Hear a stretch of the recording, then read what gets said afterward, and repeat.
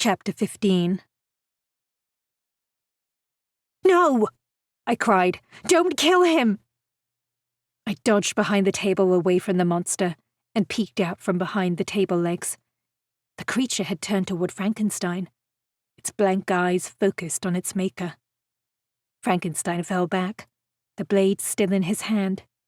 I couldn't see if he'd used it on Seth, but I saw no spirit rise from the body. He must be alive. I fell to my knees, partly from relief, but mostly because I'd spotted the medical bag. I rummaged through it until my fingers connected with something long and sharp. I pulled out a blade. "Charlotte! Charlotte, you must do it now!" He stumbled away from the table and his creature. I slipped under the table and came up on the other side. The sharp medical knife cut through the leather bonds easily, but Seth was still unconscious. I would never get him and Gus out while they slept. Frankenstein's bellows drowned out the hum of the generator. He alternated between ordering me and begging me as the monster backed him into a corner. I raced to Gus and cut through the straps trapping him too, and then I hoped for a miracle. My movement caught the creature's attention. It lunged and fingers circled my arm so tightly it almost cut off the blood flow. I winced and tried to pull away, but the creature was too strong. The second monster loomed at my side too. The stench of rotting flesh and foul breath swamped me, but it wasn't its stink that brought vomit to my mouth or the blistered red scars. It was the pale eyes, devoid of life. I tried again to wrench away, but it was no use. He was unnaturally strong. His other hand circled my throat over the cut inflicted by Holloway and began to squeeze. It felt like my windpipe was being crushed. I couldn't breathe, couldn't speak. Even if the unknown third man died, I wouldn't be able to command the spirit because not a sound would escape my mouth. Tears slipped down my cheeks. The cut stung, but it was nothing compared to the pressure on my throat. I closed my eyes so that I didn't have to look into the creatures anymore, as I felt my life force slip away from me. A soft thud had me open them again. I barely registered the black figure amid the shadows before it leaped onto the monster and dragged it off me. Everything was a blur, and I hardly knew what happened until it was all over. The creature lay on the floor, its throat cut so deeply that the head was almost severed from the neck. Blood poured out, slicking the shadowy man's boots. The figure approached. It was Fitzroy. "Are you all right?" he asked. I nodded, even though my throat burned and my chest ached. I gasped in air, the effort bringing a fresh wave of panic. I couldn't breathe. My throat was too tight. No matter how hard I tried, my lungs didn't fill. Fitzroy removed his bloody gloves and dropped them on the floor. He clasped my face, stroking his thumbs along my jawline. "It's all right," he said in that soothing, commanding voice of his. "Look at me." I stared into the black pits of his eyes, and he stared back at me, as if there was nothing and no one else in the room but us.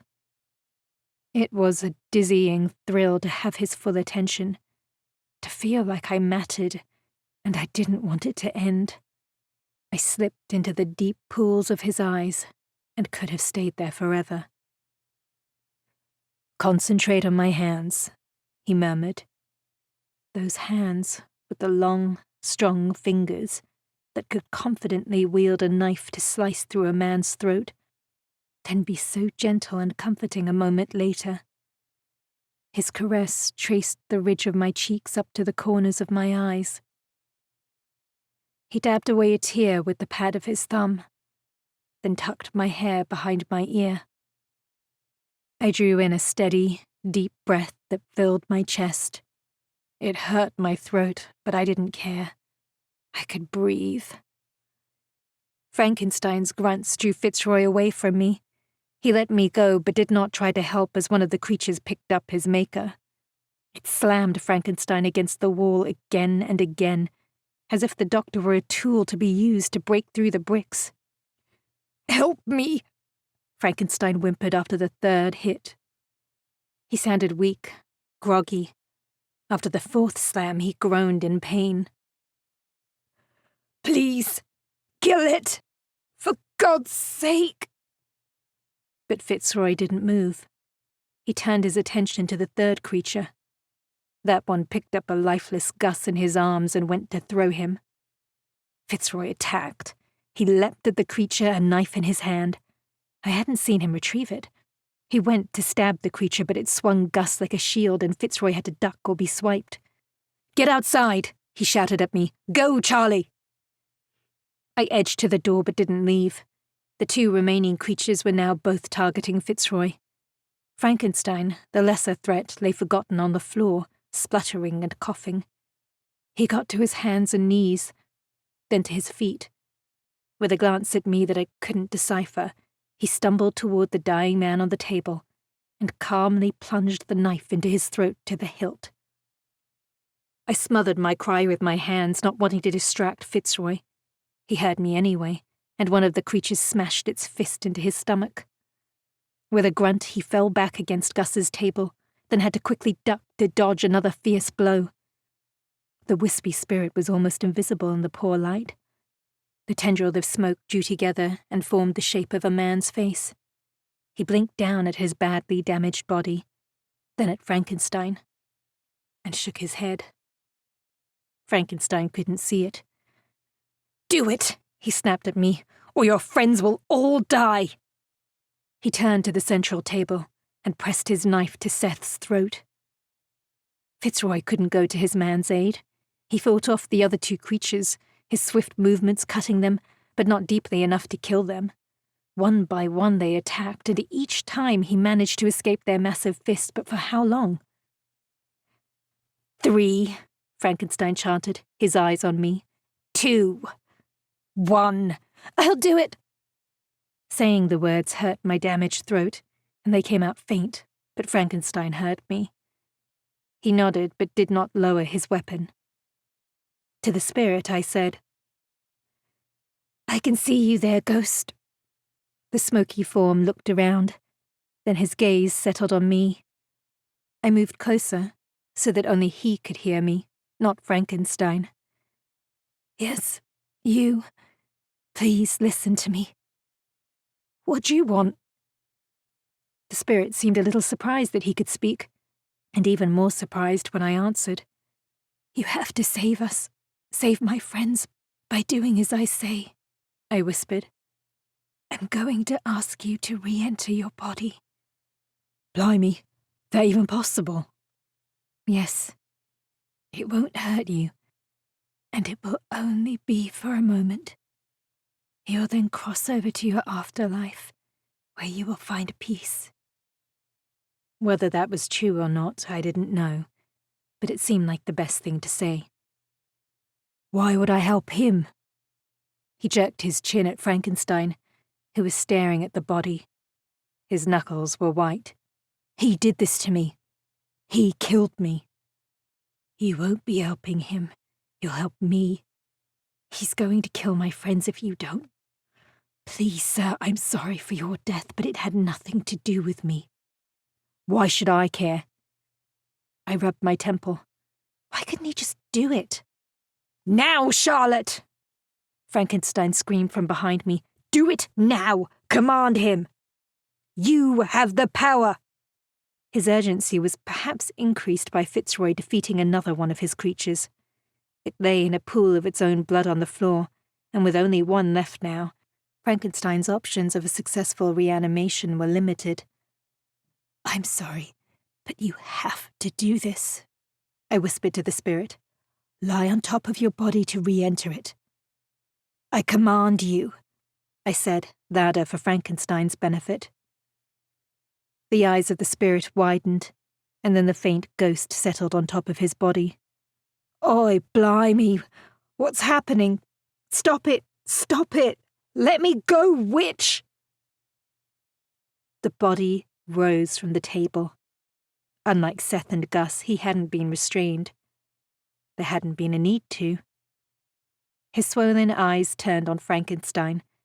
His bloodied lips parted, revealing broken teeth.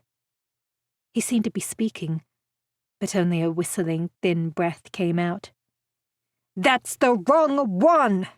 Frankenstein shouted at me. "He was supposed to go into one of mine. You tricked me." The body sat up unsteadily, then slowly swiveled its legs around until they dangled off the table. It moved no further. "Blast it!" Frankenstein's eyes gleamed as he pressed down again on the blade. A thin line of blood striped Seth's throat. "No!" I shouted. "Stop, or I will direct him to kill you." "Kill your own father?" Frankenstein laughed. "No, you won't. You love me, just as I love you, dearest daughter. You're precious to me, remember?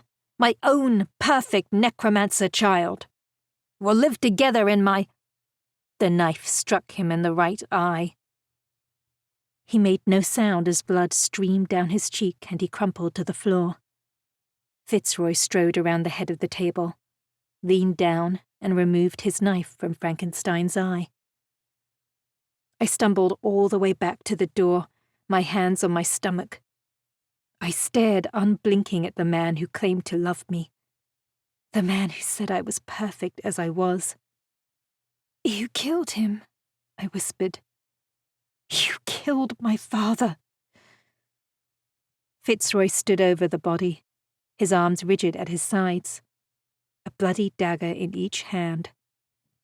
His loose hair fell to his eyes in ragged tangles. He was covered in blood, some of it probably his, and looked very much like an avenging devil. Or angel. I wasn't yet certain which. He peered at me through his hair but said nothing. It didn't really matter. There wasn't anything to say, and I wasn't sure what I even wanted him to say. All I knew was that I'd had a father, and he was gone. Nothing had really changed from the last few days. The last 5 years. Except everything had. "You witch!" The reanimated corpse glared at me. His voice had strengthened, and his movements were steadier as he stood on the floor. "You are vile," he spat at me, "as vile as that man there. Look at what you've done to me. Look!" All I could see was the smashed face, the broken teeth and bones, and a man walking toward me. This wasn't a good man, as the one who'd saved me in the holding cell had been. This was a man I'd never met in life, but who'd undoubtedly lived on the streets. In my experience, few good men lived on the streets. Fitzroy circled him and plunged his knife into the base of the man's neck. The corpse stopped, and then turned to his attacker. The knife stuck out from between his shoulder blades, but no blood dripped from the wound. He laughed. It sounded brittle, broken. "You can't kill me, fool! I'm already dead!" He reached back and pulled the blade out. Then he lunged at Fitzroy. "Get out of the body!" I shouted as Fitzroy dodged the knife. "Leave this place! Go to your afterlife!" "Why would I want to?" But his words were lost, as if carried on a breeze, although the air in the warehouse was stuffy and still. The spirit emerged and flew away without a glance back at the body now crumpling to the floor. I folded in on myself, using the door for support against my back.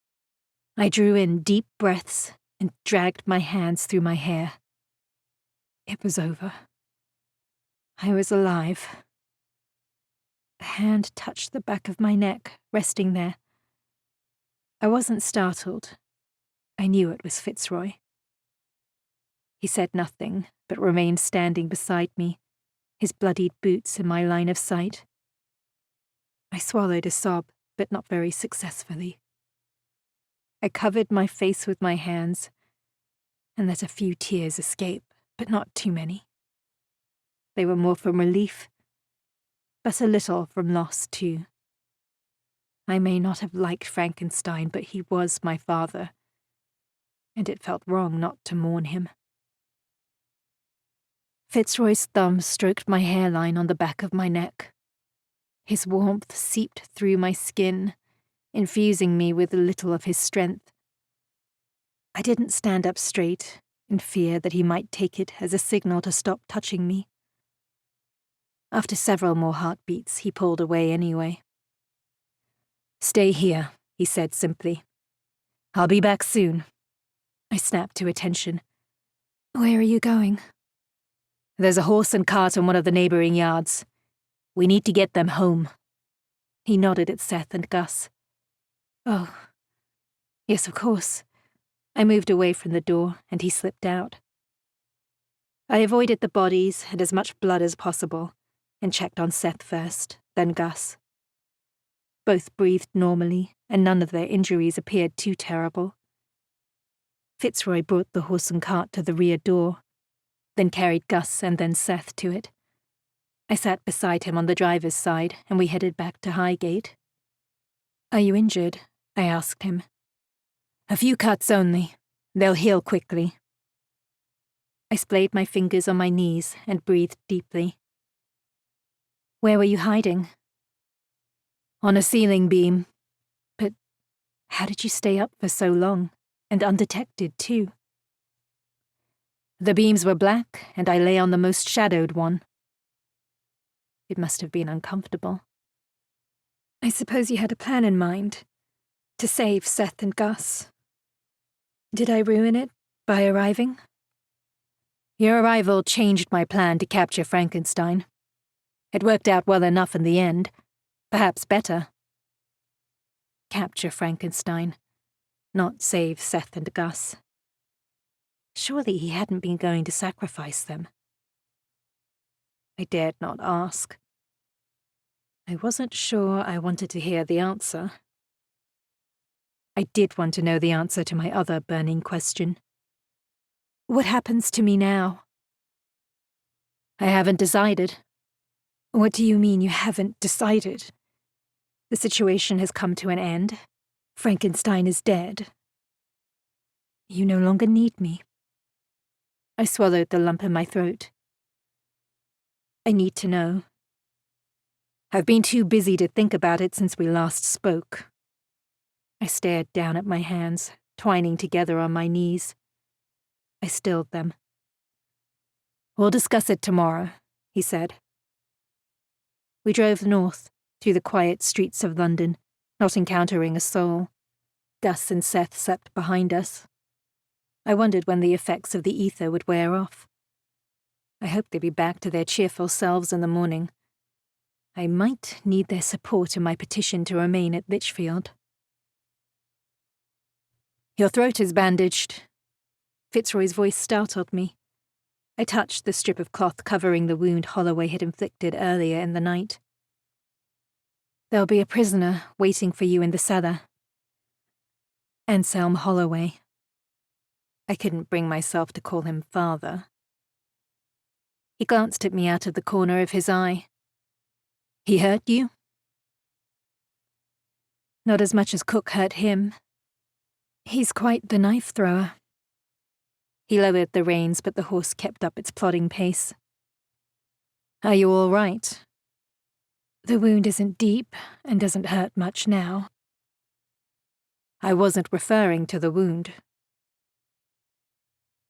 I blinked at him and almost reached across the gap between us and took his hand. Instead, I clutched my own hands tighter. "My nightmares will be different ones for the next little while." I laughed, but he didn't join in. He continued to watch me with that blank face of his. "You must have heard me when we were sleeping in the same room. I've been told that I cry out." I was merely trying to lighten the mood by making a joke about it. "I noticed."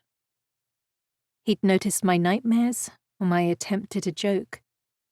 He looked forward again and urged the horse to quicken with a light flick of the reins. "So you got to see the dungeon after all?" I blinked. Yes. And once was enough. I hope never to have to go down there again." "You won't." He said it with such surety that I wondered if he meant he'd made up his mind that I was leaving, and that's why I'd never see the dungeon again. Cook emerged from the rear of the house when we arrived back at Lichfield. He met us near the stables before we pulled to a stop and lifted his lantern. His eyes widened when he saw me jump down from the driver's seat. They widened even further when he spotted Gus and Seth in the back. He shook Seth's foot. "Are they? Asleep," was all Fitzroy said. "What'll we do with them, sir?" "They can sleep in the stables tonight. The fresh air will do them good." Cook nodded. "You know about our prisoner?" "Charlie told me." "Is he alive?" "Aye, but he needs a doctor." Fitzroy handed the reins to Cook. "Give Charlie anything she needs from the kitchen." To me, he said. "Will you be having a bath now?" "Bloody hell, yes." My gutter language elicited neither a smile nor a frown. "Then I'll see you in the morning." He walked off, but I raced after him. "What are you going to do with Holloway?" I asked. "Turn him over to the authorities." I blew out a measured breath. "Oh, good." "You assumed I would kill him." "I may have." "I only kill those who threaten the Queen and her family." "Just the royal family? Not the government, Prime Minister, or those you care about?" "I don't care about anyone. I can't afford to." I halted, but he continued. His stark words spun in my head. How could he not care about anyone? Even I'd cared about Holloway right up until I learned he wasn't my father.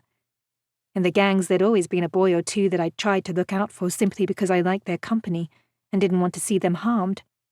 And in recent days I'd come to care for Seth and Gus, and Fitzroy, although he didn't seem to want me to. Perhaps it made it easier for him to do his job if he didn't care. A job that involved protecting England and the royal family from people like Frankenstein, who could do them harm using supernatural methods. I frowned at his retreating back until he disappeared into the house. Something Frankenstein had said nibbled at the edges of my memory. I'd been so distracted with his declaration of fatherly love that I'd almost forgotten it. But now his words came flooding back. I racked my brain until I finally remembered.